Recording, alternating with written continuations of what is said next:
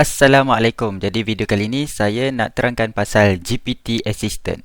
Apa benda GPT ni? Okey, dekat dalam chat GPT ni, okey, kalau kita tanya soalan macam biasa dekat sini, contohnya, kita akan dapat jawapan secara general.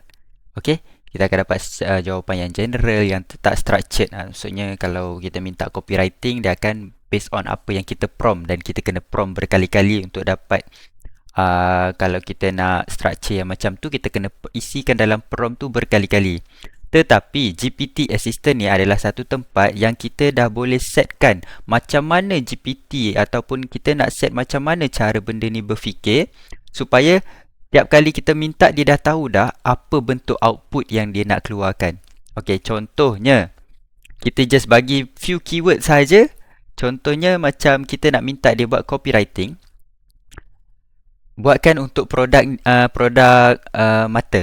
Okey, dia pun buat terus ikut structure yang kita dah setkan. Contoh kita cakap huruf headline kena huruf besar semua, sub headline kena exaggerate, lepas tu body kena ada few details yang sangat berkait dengan USP, lepas tu CTA kena ada urgency apa semua. So setiap kali kita minta copywriting, dia akan mengikut structure tersebut untuk hasilkan copywriting. So itu adalah function GPT Assistant. Kiranya satu GPT yang kita boleh custom dia, pemikiran dia, supaya tiap kali kita minta sesuatu benda, dia boleh terus keluarkan hasil mengikut apa structure yang kita nak. So itu adalah basic pemahaman untuk GPT Assistant. Kalau kita tengok dekat sini, kalau kita tekan dekat bahagian Explore GPT ni, okay, kita boleh create kita punya own GPT Assistant. Tapi video untuk create ni nanti saya akan buat satu video akan datang, macam mana cara kita nak buat GPT Assistant sendiri. Tapi apa yang saya nak bagi tahu kali ni, macam mana saya boleh accelerate ataupun pecut dengan cepat kerja-kerja tugasan harian saya dengan GPT Assistant yang sudah pun siap dibuat. Okey, dekat sini kita ada dah GPT Assistant dekat sebelah sini yang saya dah simpan, pinkan.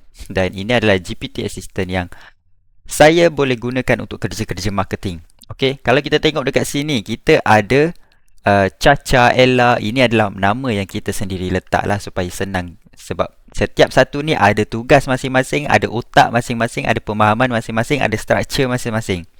Jadi, kalau saya nak minta untuk mereka buat sesuatu, saya just panggil sahaja mereka. Okey, untuk kali pertama kita check, kita just tekan hi dulu supaya ChatGPT tak setkan GPT tu sebagai default chat. Sebab kalau dia jadi default chat, kita tak boleh nak call out GPT yang lain yang ada dekat sebelah ni. Tapi kalau kita buat secara general macam ni, senang untuk kita call out setiap satu. Contoh kita buat saja A macam ni, kita boleh terus call out mana-mana ChatGPT yang ada dekat sebelah ni. Contoh kita nak Caca. Okay, so ada Caca dekat sini, ada Clara. Okay, kita boleh call out setiap satu. Okay, pertamanya selalunya kita akan guna Aira. Okay, Aira ni tugas dia adalah untuk buat target audience. Okay, jadi benda pertama adalah kita akan minta dia untuk buat target audience. Buat knowledge base untuk produk mata ni. Okay, kita bagi dulu info produk kita. Okay, saya masukkan, kita buat untuk produk ni. Alang-alang saya nak buat, alang-alang memang saya nak buat konten untuk produk ni pun. Okay, kita pergi ke iShifa, kita pilih, kita ambil, copy, kita paste. Ini supaya kita dapat bagi pemahaman ringkas lah. Okay, tentang detail produk untuk dia buat knowledge base. Okay, kita masukkan juga. Okay. Okay. Supaya apa? Di dalam satu chat ni kita akan berpusing-pusing dalam ni lah. Ini cara saya gunakan. Kat sini kita dah, okay, so dia dah buat knowledge base berdasarkan produk yang kita masukkan, okay. So produk kita bernama sekian-sekian apa semua, jap. Dah ada nama ke belum ni? Okay, tak ada nama, jap. Saya lupa masukkan nama, okay. Untuk produk mata ni, nama Aishifa. Okay, sorry. So kita send balik.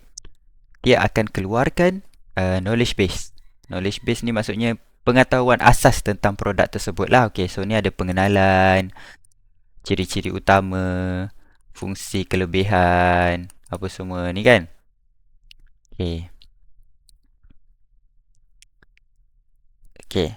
Jadi, selepas kita dah ada asas produk ni, kita boleh panggil yang pertama, nama dia Aira. Aira ni tugas dia akan buat target audience. Sebelum kita nak buat apa-apa marketing, kerja-kerja pre-marketing, sebelum marketing tu maksudnya kita kena tahu siapa target audience kita, apa keperluan, pain point yang ada, apa ciri-ciri orang yang memerlukan produk ni. So ini adalah tugas GPT Assistant. So Aira ni dia sangat expert dalam mengenal pasti target audience sesuatu produk. Buatkan target audience untuk produk ni. Okay, sebab kita dah bincang pasal ni kat atas, so kita boleh terus minta target audience daripada Aira. Okay. So dekat sini kita boleh tengok macam mana dia buat target audience mengikut structure yang memang dah tersedia dalam otak dia.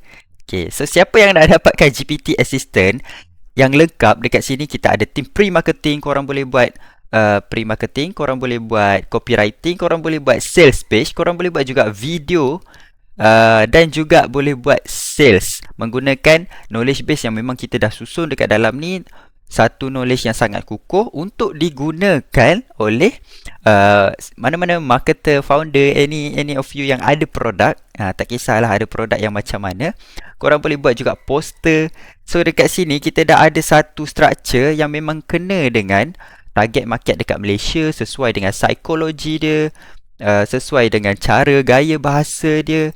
Jadi dekat sini just prompt sahaja, minta sahaja apa-apa daripada GPT Assistant ni dan dia akan siapkan semua. Contoh tengok ni, kita terus dapat target audience.